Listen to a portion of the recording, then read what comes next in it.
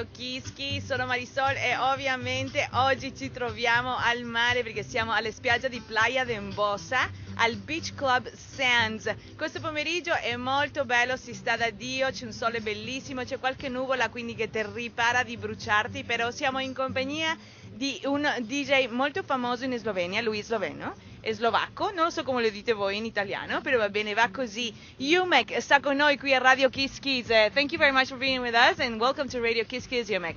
Thank you. When did you arrive? I got here a few days ago, on Monday, so that's 2 days ago, yeah. All right, you are spending tonight, well, this afternoon practically, because it's still sunny over here at that sands in Ibiza. When was your first time here in the island? Oh, I cannot remember. I think it was like 12 years ago or something like that. Yeah, my memory serves me right. Back then, techno was not that popular in the island as it is right now. So yeah, the scene is changing all the time. If all the years, you don't even remember how many years ago you came, but let's say around 10 to 15 years. Okay, so we put it in between. Yeah. What is the change that you have seen in the island in all these years? Because right now a lot of people says that it's a little bit more commercial. For you, what do you think? Yeah, of course it is a bit more commercial, but then again, 10, 15 years ago, Marco Carola didn't have his own night, Richie Houghton didn't have his own night. Carl, I guess, started at the time here in Ibiza, so you could hear like only commercial DJs at the time. And right now, if you're into techno and tech house, you can go out every day and you can listen to super cool DJs, super good DJs. Airplane is going up. Exactly. Yeah, it's changed a lot, and I think for us, for my music, for our music, for the better. What about the crowd? What's the difference between like the Ibiza crowd and the rest of the world? Because here it's the mecca of music, and what is it that makes it so special? I think the whole ambient it makes special, and then again, the clubbers traveling from all over the world to hear what's the next thing. It's happening here at Ibiza every season. Some DJ shows something new, and then all these these clubbers, I call them ambassadors. Yes. And they take it around. They take this sound around the world, and they saying this is going to be the next big thing. This DJ, this sound, and then actually this thing becomes big. Sooner or later. So yeah, Ibiza is actually, I think it's a trendsetter for the rest of the world. How difficult is to bring your music over here to Ibiza to enter this little island, which is the world of electronic music? I don't know. I never thought in this way. I just play music that I play everywhere around the world because I have my own sound. So yeah, I play the same music or Ibiza or America, UK or in Slovenia or in Italy or anywhere. It's like I play what I play. I was reading an article of yours, of course, of Umek, and they were saying that your techno music could be very sensual, sexy. Why is that? It intrigued me. Yeah. Because I don't really know if I play techno, and I don't really know if I play house, and I don't know if I play tech house, because techno people say I play tech house, and tech house people saying I'm playing techno, so I'm stuck in between. And I guess if it is a techno, there must be a softer version, more sexier, and I guess this is why. This is what it is. You've been collaborating lately with one of our superstars in Italy, which is Stefano Ferrini. Yeah. How did collaboration start? You know what? Actually, I heard about Stefano Ferrini when he was having his show on Italian network years ago. It must be maybe 10? No, more. More than that? Yeah, more. He was huge. He was. I think it was progressive time. In Italy, you call that music progressive. Probably 15 years or so. And yeah, I was listening to his radio shows when we were on the coast in Copar or in Porto Rosso. So yeah, and it was funny. And then years later, we got to know each other. I mean, we played before together, but never been friends. And then we kind of met. Had a great time, and okay, let's do some tracks together. And yeah, and now we are collaborating a lot. He's releasing a lot of tracks on my label. I just gave him my new tune for his label. So yeah. He has a lot of good music in Italy. Have great DJs and an amazing club culture. Probably one of the best in the world. What about you coming to Italy? Have you ever played in Italy, or are you coming often, or when is it that you're gonna come? Oh, actually, I'm playing 5 to 10 times a year in Italy, and more and more. And actually, I love it a lot. I play quite a lot. I've been in Jesolo a few weeks ago. So yeah, it's always good. So you are usually in Italy. That's good news for our listeners for Radio Kiss Kiss, because you can come and listen to the tunes of Umek over here on Radio Kiss Kiss, of course. Let's talk about your traveling. Let's talk about your touring. Yeah. You travel all over the world, of course. What about America? America lately, it's been, the boom of electronic music. Do you think that will last, or what do you think about the crowd over there and the acceptance of this genre? I think it's not only about America. It's about what's hype right now. And in America, all the ex-hip hop guys, the R&B guys, are actually now doing dance records, hiring dance producers to make their new hits. And it's gonna last in this scale as long as this is gonna be popular. But as everything else, all the styles change and go away. I'm sure those guys will be sick in some point, and the market will be sick of same dance records with hip hop vocals. And I think it is gonna die. This kind of style for sure. It happened to so many styles. If it has a high peak, then it goes down. It goes down. It's very simple. I don't know what's going to be the next thing, but in America, this is very big, of course. Americans make business out of everything, and electronic scene right now is growing. So I think there are a lot of companies investing all sorts of businesses around the electronic culture. I'm there like 5 to 6 times a year, and it's getting better and better for me. I must say, I really love it. I didn't want to travel to America for so many years because it was not really good for my music, and right now I'm fitting quite well, and I have fun. I don't see much difference between Europe and America anymore, because it's kind of same level.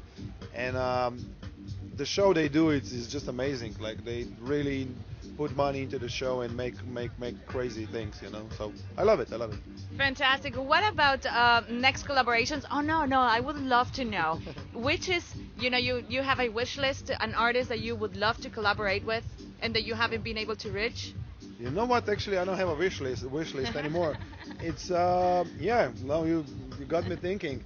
I mean, I guess I would do tracks with all the guys that I like, that we have a similar style, or maybe something completely different. It depends. I didn't thought about it, It should be spontaneous, and we'll see. Yeah. What about an advice for young DJ producers that will love to create a profile, a career like yours? Oh my God, it's a heavy job. It's not going to happen in a year or 2 or 3 years, or maybe it will if you are like super lucky. But that's the same as you would win a lotto, somewhere. So be patient, go to the studio, make tracks, learn about the culture, learn about the history of the music, and then build it up from there. And practice, and make music. That's what it is. What about your passion? How did you start DJing? I remember exactly the moment we had. I think it was 5th grade in school. Wow, you said we're so tiny then. Yeah. No, I was never tiny. But okay, compared to now, yes. But anyway, I saw this guy. We had a school dance, and I was allowed to go there because I was old enough to attend it. And I was there, and he was playing this music, of course. Yes. And I was saying, oh my God, this is so cool.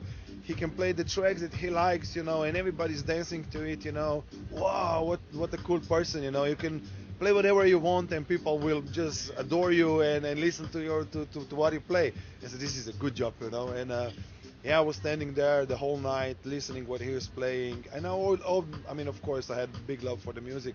But then I decided, this is something I want to do, and years later it come true. So I'm very happy and fortunate to be a DJ. Exactly. What about, because you have already created a label, I think it's 1605, Exactly, yeah. which is still going on very well, and I believe it will go on for many, many years, hopefully. Good luck on that. But you really develop the career of young artists in your label, am I right? Yeah, actually, I'm always try to find some new artists, especially if they're from Eastern Europe, because I think there's a lot of artists from our area which doesn't get enough of attention, and I think my role is to point them out and show them to the world. So of course we release some big names Yes. in our scene. But I will always try to find fresh names from all around the world, especially from Eastern Europe if possible, and give them a chance because it's really hard. It's really hard. So sometimes we release a record which is not super known, but for me it's all about the music. If I like it, if I will play it, I will release it. It doesn't need to be a known name. It can be the guy who never released anything. You know, it can be.